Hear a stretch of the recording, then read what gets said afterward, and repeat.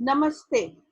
I am JVN Dr. Lily Trivedi, and today I am going to give a lecture on review anatomy of root. Now this is for the program BSc BS 4th SEM ZBC, and the course is Anatomy, Ecology and Evolution. Now basically when we consider the monocot and dicot root, there are certain differences, and when we see those differences, I'm going to discuss here.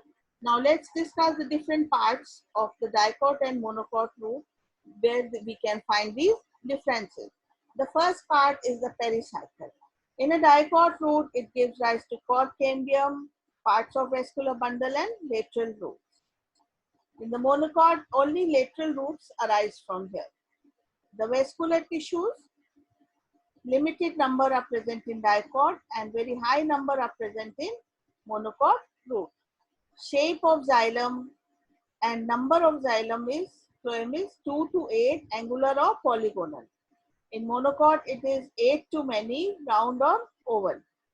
The pith, if we see, is absent of very small and undeveloped in dicot root, and in monocot root, it is very largely developed. Since secondary growth is absent in monocot root, the conjunctive tissue is parenchymatous and parenchymatous in dicot root. Secondary growth occurs in dicot roots and absent in monocot roots. Therefore, the cambium is absent in monocot roots and present in dicot roots. The xylem shape is tetra-arch in dicots and polyarch in monocots. As such, the cortex is narrow in dicot and very wide in monocot. The covering, there is a core covered in dicot roots and in monocot roots only exodermis is the outer covering. Now here we can see the diagrams, and if we see the differences, see here is the tetrarch 1, 2, 3, 4, and the pith is very much developed. Now in monocot roots, as you can see, there is polyarch condition, you can see, and secondary growth is absent in monocot roots. Pericycle here, both are present. Now, if you ask me, how will you identify, what are the identification features in monocot and dicot root?